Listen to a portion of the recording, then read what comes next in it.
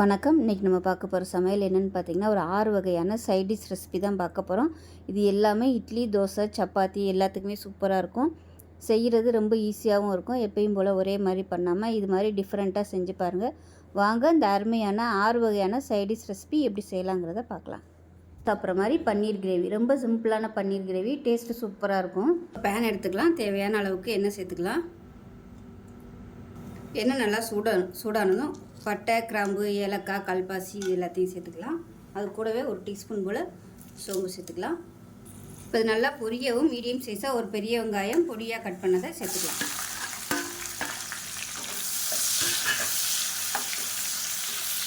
வெங்காயம் வதங்குறதுக்கு உப்பு சேர்த்துக்கலாம். வெங்காயம் நல்லா வதங்க ஆரம்பித்ததும் ஒரு டேபிள் ஸ்பூன் அளவுக்கு இஞ்சி பூண்டு பேஸ்ட்டு சேர்த்துக்கலாம்.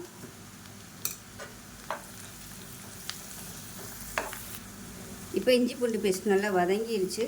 இப்போ பொடியெல்லாம் சேர்த்துக்கலாம். இப்போ இதில் தனியாத்தூள் நல்லா 1.5 டேபிள் ஸ்பூன் அளவுக்கு சேர்த்துக்கலாம். அதே போல் மிளகாத்தூள் காரத்துக்கு ஏற்ற மாதிரி நல்லா 2 டேபிள் ஸ்பூன் அளவுக்கு சேர்த்துக்கலாம். இது கூடவே கறி மசாலா அது கொஞ்சம் ஒரு 1/2 டேபிள் ஸ்பூன் அளவுக்கு சேர்த்துக்கலாம். இப்போ இது எல்லாமே எண்ணெயில் நல்லா பொரிய ஆரம்பிச்சிருச்சு. இந்த ஸ்டேஜில் நல்லா ஒரு 4 தக்காளி, பெரிய தக்காளியாக ஒரு 4 தக்காளி, ஒரு 10 முந்திரி பருப்பு சேர்த்து தக்காளியோடு நல்லா நைஸாக அரைச்சி வச்சுருக்கேன். இப்போ அதை சேர்த்துக்கலாம்.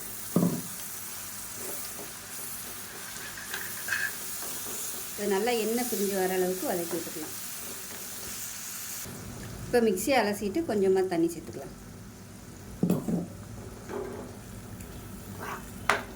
இப்போ இதில் 1/4 டீஸ்பூன் போல் மஞ்சள் சேர்த்துக்கலாம். இப்போ நல்லா எண்ணெய் பிரிய ஆரம்பிச்சிருச்சு. இந்த ஸ்டேஜில் ஒரு 1/4 டம்ளர் அளவுக்கு பால் சேர்த்துக்கலாம். காய்ச்சினது, காய்ச்சாத பால் எதுனாலும் சேர்த்துக்கலாம்.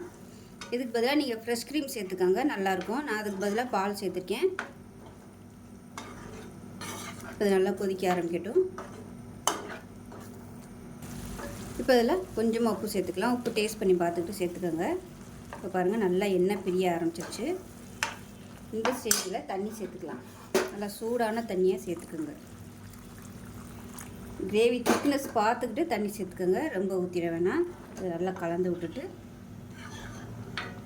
பன்னீர் சேர்த்துக்கலாம். 400 கிராம் பன்னீர் எடுத்து வறுத்து வச்சுருக்கேன். மிளகாத்தூள், மஞ்சத்தூள், உப்பு போட்டு எண்ணெயில் வறுத்து வச்சுருக்கேன். இப்போ இந்த பன்னீரை இதோடு சேர்த்துக்கலாம்.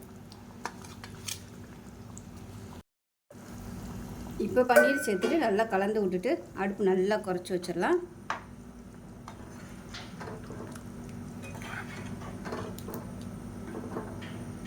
இப்போ இதில் 1 டேபிள் ஸ்பூன் அளவுக்கு கஸ்தூரி மெத்தி சேர்த்துக்கலாம். நல்லா ஃப்ளேவராக இருக்கும். சேர்த்துட்டு கலந்து விட்டுட்டு அப்படியே மூடி வச்சிடணும். இப்போ அதை மூடி வச்சிடலாம். சிம்மர்லேயே நல்லா கொதிக்கட்டும். இப்போ ஒரு குக்கர் எடுத்துக்கலாம். நெய் சேர்த்துக்கலாம்.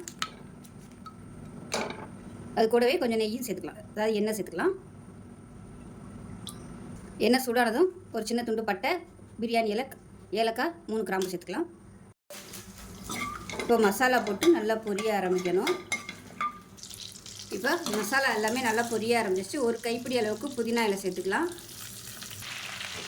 இப்போ புதினா வதங்கிட்டு இருக்கு. சும்மா 1 டேபிள் ஸ்பூன் அளவுக்கு கேரட் சேர்த்துக்கலாம். ரொம்ப சேர்க்க வேணாம். இது கொஞ்சம் கலருக்காக மட்டும்தான், பார்க்கையில் நல்லாயிருக்கும். அதுக்காக இதில் ஒரு 20 முந்திரி பருப்பு சேர்த்துக்கலாம். முந்திரி பருப்பு எவ்வளோ சேர்க்குறோமோ அந்தளவுக்கு நெய் சோறு நல்லா டேஸ்ட்டாக இருக்கும். இது கூடவே காரத்துக்கு தகுந்த மாதிரி பச்சை மிளகா, நான் ஒரு 6 பச்சை மிளகாயை 2ஆக கட் பண்ணி சேர்த்துருக்கேன். அதையும் சேர்த்துக்கலாம்.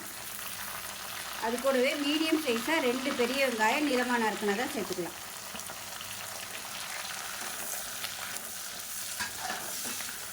இப்போ இந்த வெங்காயம் ரொம்ப ப்ரௌனாக வதங்கணும்னு அவசியம் இல்லை. லைட்டாக கண்ணாடி பதம் வந்தால் போதும். ப்ரௌனாக வதங்கிருச்சுன்னா சாதத்தோட கலரும் மாறி போயிடும். வெங்காயம் வதங்குறதுக்கு உப்பு சேர்த்துக்கலாம். வெங்காயம் இந்த அளவுக்கு வதங்கினா போதும். இப்போ இதில் அதில் ஒரு 2 டேபிள் ஸ்பூன் அளவுக்கு இஞ்சி பூண்டு பேஸ்ட்டு சேர்த்துக்கலாம்.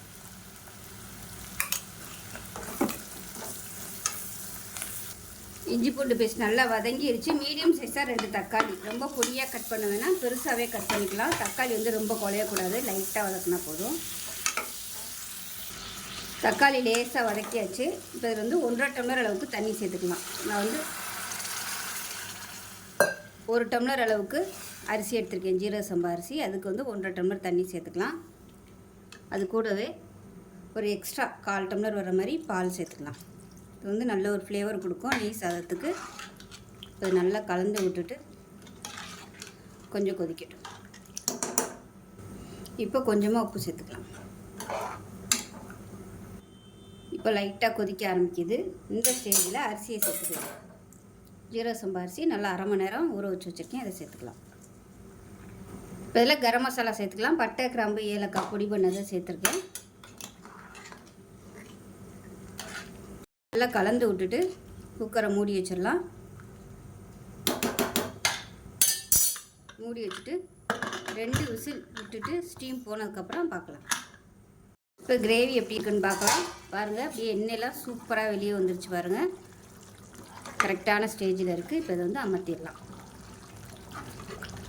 அவ்வளோதான், அருமையான ரொம்ப சிம்பிளான பன்னீர் கிரேவி ரெடி ஆயிடுச்சு. இதே மாதிரியே செஞ்சு பாருங்கள். நெய் சாதத்துக்கெலாம் சூப்பராக இருக்கும். சப்பாத்திக்கு தொட்டு சாப்பிட்றதுக்கு அருமையாக இருக்கும். வெண்டைக்காய் மசாலா எப்படி செய்யலாங்கிறத பார்க்கலாம். 3 டீஸ்பூன் எண்ணெய் விட்டுக்கலாம், வெண்டைக்காய் வதக்குற அளவுக்கு. எண்ணெய் நல்லா சூடானதும் நல்லா ஒரு 3 கைப்பிடி அளவுக்கு, அதாவது ஒரு 250 கிராம் அளவு இருக்கும். இப்போ அந்த வெண்டைக்காயை சின்ன சின்னதாக கட் பண்ணி வச்சுருக்கேன், அதை சேர்த்துக்கலாம்.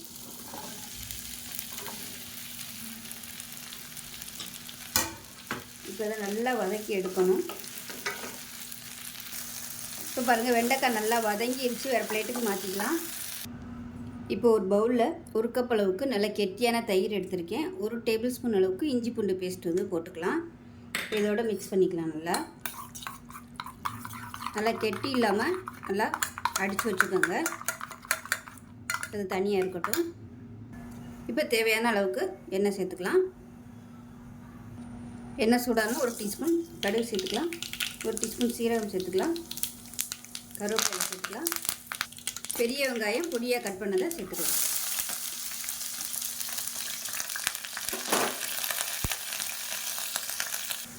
தேவையான அளவுக்கு உப்பு சேர்த்துக்கலாம். இப்போ இதில் இடித்த பச்சை மிளகாயை சேர்த்துக்கலாம். அதாவது மிக்சியில் போட்டு அரைச்சி வச்சுருக்கேன். ஒரு 6லேருந்து 7 பச்சை மிளகாய் காரத்துக்கு தகுந்த மாதிரி சேர்த்துக்கோங்க. இப்போ இதையும் வதக்கி விட்டுக்கலாம்.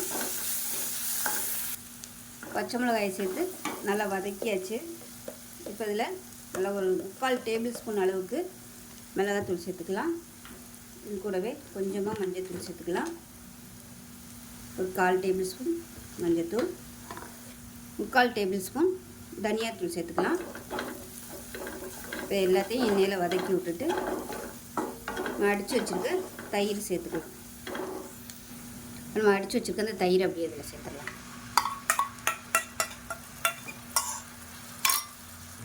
இப்போ கொஞ்சமாக தண்ணி சேர்த்துக்கலாம். இப்போ அடுப்பு நல்லா மீடியத்தில் வச்சுட்டு அந்த தயிர்லேருந்து அப்படியே எண்ணெய் வந்து பிரிஞ்சு வரணும். அந்த அளவுக்கு நல்லா வேகட்டும்.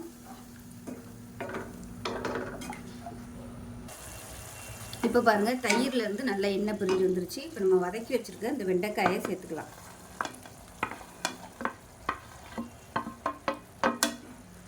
இந்த வதக்கையில் வெண்டைக்காயில் கொஞ்சம் மிளகாத்தூள், மஞ்சள்தூள், உப்பு கொஞ்சம் போட்டு வதக்கி எடுத்துக்கோங்க. இதை நல்லா பரட்டி விட்டுக்கலாம். ஒரு 2 நிமிஷம் அப்படியே இருக்கட்டும். அந்த வெண்டைக்காயில் அந்த மசாலா எல்லாமே சாறுற அளவுக்கு இருக்கட்டும். இப்போ பாருங்கள், எண்ணெயெல்லாம் கசிஞ்சு சூப்பராக வந்துருச்சு பாருங்கள். வெண்டைக்காயும் நல்லா சாஃப்டாகிருச்சு. அந்த மசாலா எல்லாமே ஊறவும் நல்லா சாஃப்டாக வந்துருச்சு. ஸோ அவ்வளோதான், சூப்பரான வெண்டைக்காய் மசாலா ரெடி ஆயிடுச்சு. இது வந்து புளிக்குழம்பு, வத்தக்குழம்பு இந்த மாதிரி இதுக்கெலாம் சூப்பராக இருக்கும். கண்டிப்பாக செஞ்சு பாருங்கள். செஞ்சு பார்த்துட்டு எப்படி வந்துச்சுங்கிறத சொல்லுங்கள். வீடியோ பிடிச்சிச்சுன்னா லைக் பண்ணுங்கள், கமெண்ட் பண்ணுங்கள், சேனலை சப்ஸ்கிரைப் பண்ணுங்கள், பக்கத்தில் பெல் பட்டனை ப்ரெஸ் பண்ணுங்கள். நன்றி. ஒரு அருமையான சைட் ரெசிபி தான் பார்க்க போகிறோம். இட்லி, தோசை, ஊத்தப்பம் எல்லாத்துக்குமே சூப்பராக இருக்கும். இப்போ ஒரு குக்கர் எடுத்துக்கலாம். 1 கப் அளவுக்கு சௌச்சௌ சேர்த்துக்கலாம். இது கூடவே மீடியம் சைஸாக ஒரு 3 கத்திரிக்காய் பொடியாக கட் பண்ணி வச்சுருக்கேன், அதையும் சேர்த்துக்கலாம்.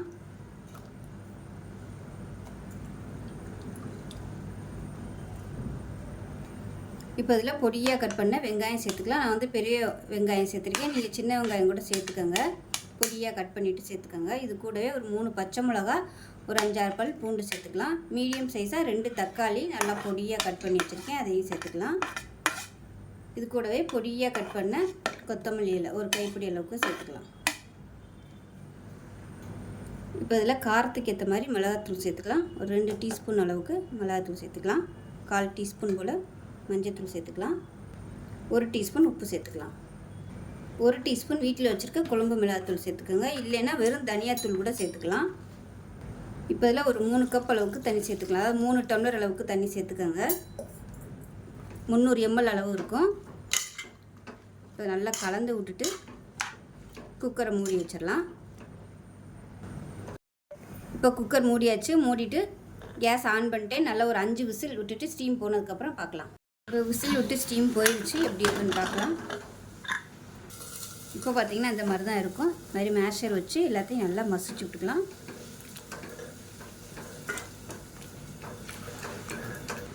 இப்போ பாருங்கள் இந்த அளவுக்கு நல்லா மசிச்சாச்சு. இப்போ இதை தாளித்து விட்டுடலாம். இப்போ ஒரு தாளிக்கிற பேன் எடுத்துக்கலாம். அதில் ஒரு 2 டீஸ்பூன் அளவுக்கு எண்ணெய் சேர்த்துக்கலாம். இப்போ அதில் கடுகு 1 டீஸ்பூன், உளுந்து 1 டீஸ்பூன், சீரகம் 1 டீஸ்பூன், ஒரு 3 வரமிளகாய் சேர்த்துக்கலாம். கிள்ளினதை கருவேப்பிலை சேர்த்துக்கலாம். பெருங்காயம் சேர்த்துக்கலாம். இப்போ இந்த தாளிப்பு இந்த கடைசலில் சேர்த்துக்கலாம்.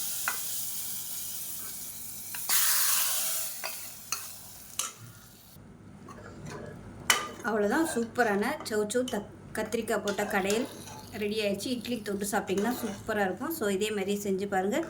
செஞ்சு பார்த்துட்டு எப்படி வந்துச்சுங்கிறத சொல்லுங்கள். வீடியோ பிடிச்சிச்சின்னா லைக் பண்ணுங்கள், கமெண்ட் பண்ணுங்கள், சேனலை சப்ஸ்கிரைப் பண்ணுங்கள், பக்கத்தில் பெல் பட்டனையும் ப்ரெஸ் பண்ணுங்கள். நன்றி. நல்ல வாசனையான முட்டைக்கோஸ் சாம்பார் எப்படி செய்யலாங்கிறது பார்க்கலாம். இட்லி குக்கர் எடுத்துக்கலாம். மெஷரிங் கப்பில் 1/2 கப் அளவுக்கு துவரம்பருப்பு சேர்த்துக்கலாம்.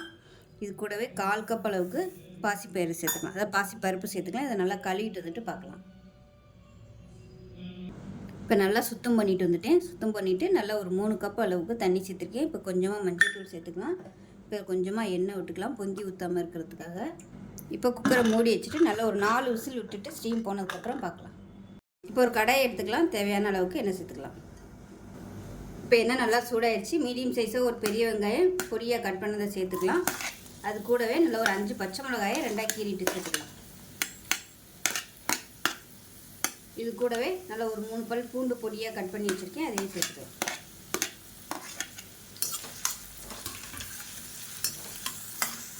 வெங்காயம் வதங்குறதுக்கு உப்பு சேர்த்துக்கலாம்.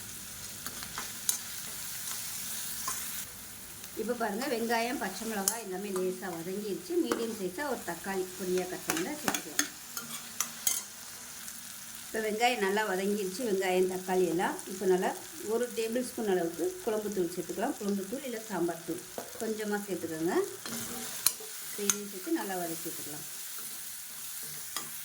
இப்போ மசாலா நல்லா வதங்கிடுச்சு. நல்லா 2 கப் அளவுக்கு முட்டைக்கோஸ் கட் பண்ணி வச்சுருக்கேன். அதை சேர்த்துக்கலாம். சேர்த்துட்டு எண்ணெயில் வதக்கிக்கலாம். இப்போ பாருங்கள் நல்லா வதக்கியாச்சு. இப்போ தேவையான அளவுக்கு தண்ணி சேர்த்துக்கலாம். இப்போ இன்னும் கொஞ்சம் தண்ணி சேர்த்துக்கலாம். காய் முங்குற அளவுக்கு தண்ணி ஊற்றுனீங்கன்னா போதும். இப்போ இது வேகட்டும். இப்போ பாருங்கள் முட்டைக்கோஸ் நல்லா பாதி வெந்துருச்சு. இப்போ நம்ம வேக வச்சு வச்சுருக்க அந்த துவரம்பருப்பு வந்து இதோட சேர்த்துக்கலாம். சேர்த்துட்டு கலந்து விட்டுக்கலாம். கலந்து விட்டுட்டு தேவையான அளவுக்கு தண்ணி சேர்த்துக்கோங்க. இப்போ தேவையான அளவுக்கு தண்ணி சேர்த்துட்டு இப்போ பருப்பு முட்டைக்கோசு எல்லாம் சேர்ந்து நல்லா ஒன்று சொன்னாப்பில் கொதி வரட்டும். உப்பு செக் பண்ணி பார்த்துட்டு உப்பு சேர்த்துக்கலாம். உப்பு கொஞ்சமாக சேர்த்துக்கலாம்.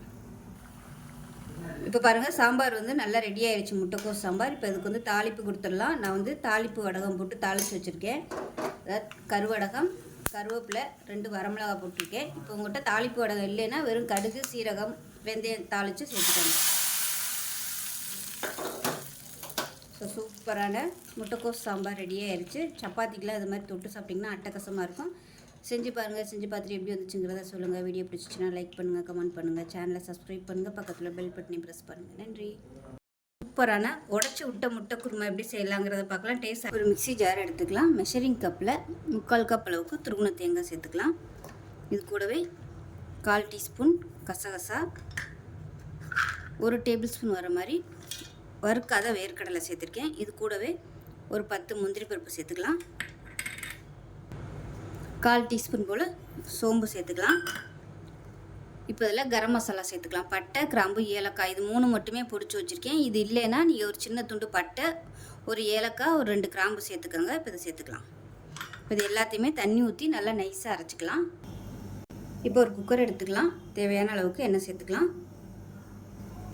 எண்ணெய் சூடானதும் 1/4 டீஸ்பூன் போல் சோம்பு, 1/4 டீஸ்பூன் சீரகம், ஒரு 4-5 துண்டு பட்டை, 2 ஏலக்காய், ஒரு 4-5 கிராம்பு சேர்த்துருக்கேன். கல்பாசி கொஞ்சம் பிரியாணியில் சேர்த்துக்கலாம். இப்போ இதில் கருவேப்பிலையில் சேர்த்துக்கலாம். இது கூடவே ஒரு பெரிய வெங்காயம் நீளமாக நறுக்குனதை சேர்த்துக்கலாம். இது கூடவே ஒரு 3 பச்சை மிளகாயை 2ஆக கீறிட்டு சேர்த்துக்கலாம். வெங்காயம் வதக்கிறதுக்கு உப்பு சேர்த்துக்கலாம்.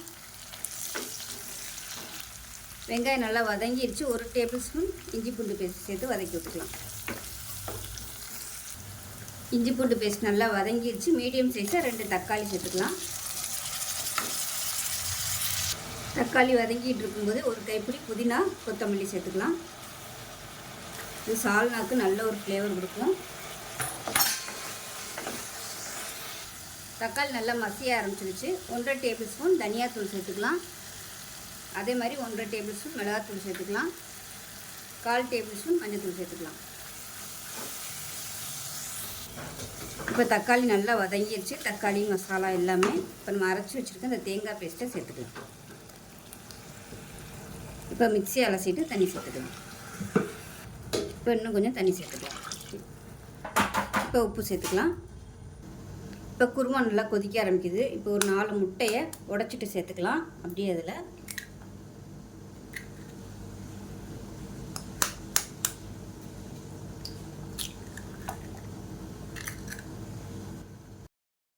இப்போ குக்கரை மூடி வச்சிடலாம். மூடி வச்சுட்டு நல்லா ஒரு 3 விசில் விட்டுட்டு ஸ்டீம் போனதுக்கப்புறம் பார்க்கலாம். குருமா எப்படி இருக்குன்னு பார்க்கலாம்.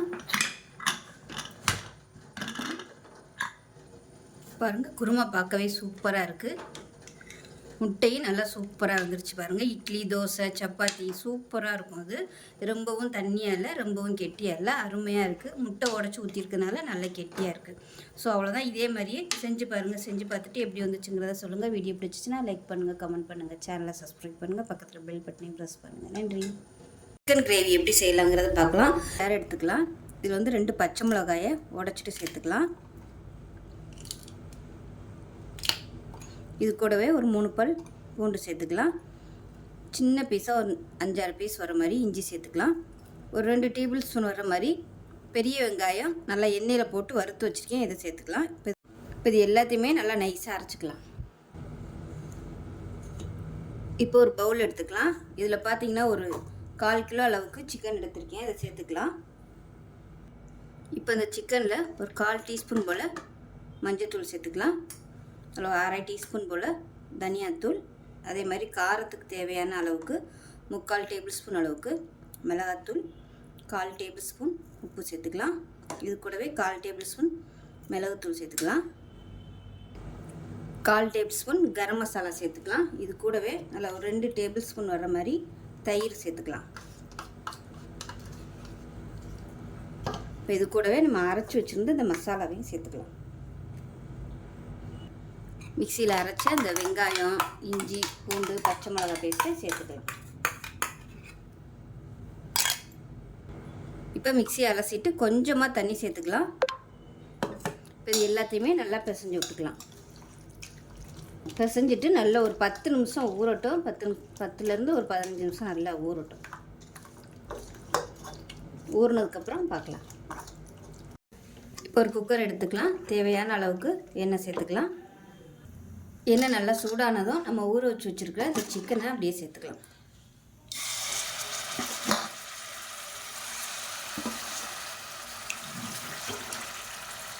இப்போ ஊற வச்சு வச்சுருந்த பாத்திரத்தில் மசாலா இருக்கும் இல்லையா, அதில் வந்து கொஞ்சமாக தண்ணி ஊற்றி இதோட சேர்த்துக்கலாம். இதை நல்லா மிக்ஸ் பண்ணி விட்டுக்கலாம். மிக்ஸ் பண்ணி விட்டுட்டு உப்பு செக் பண்ணி பார்த்துக்கோங்க எப்படி இருக்குன்னு. இப்போ இதில் பொடியாக நறுக்குனா கொத்தமல்லியில் சேர்த்துட்டு குக்கரை மூடி வச்சிடலாம். இப்போ ரொம்ப ட்ரையான மாதிரி இருக்குது, அதனால் கொஞ்சமாக ஒரு 1/4 டம்ளர் அளவுக்கு தண்ணி சேர்த்துக்கிறேன். உங்களுக்கு கிரேவி எவ்வளோ வேணுமோ அதுக்கு தகுந்த மாதிரி தண்ணி சேர்த்துக்கோங்க. இப்போ குக்கரை மூடி வச்சுட்டு நல்ல ஒரு 3 விசில், 3 இல்லை ஒரு 4 விசில் விட்டுட்டு ஸ்டீம் போனதுக்கப்புறம் பார்க்கலாம்.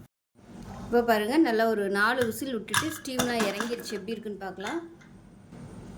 பாருங்கள், திறக்கையிலே வாசனை சூப்பராக இருக்குது, கரெக்டாக இருக்குது பாருங்கள். இதை விட உங்களுக்கு இன்னும் நல்லா கெட்டியாக வேணும்னு நினச்சிங்கன்னா தண்ணியை கம்மியாக ஊற்றிக்கோங்க. இல்லைன்னா கேஸ் ஆன் பண்ணிவிட்டு நல்லா வற்ற விட்டுக்கலாம். இது வந்து இட்லி, தோசை, சாதம் எல்லாத்துக்குமே சூப்பராக இருக்கும். செஞ்சு பாருங்கள். செஞ்சு பார்த்துட்டு எப்படி இருந்துச்சுங்கிறத சொல்லுங்கள். வீடியோ பிடிச்சிச்சின்னா லைக் பண்ணுங்கள், கமெண்ட் பண்ணுங்கள், சேனலை சப்ஸ்கிரைப் பண்ணுங்கள், பக்கத்தில் பெல் பட்டனையும் ப்ரெஸ் பண்ணுங்கள். நன்றி.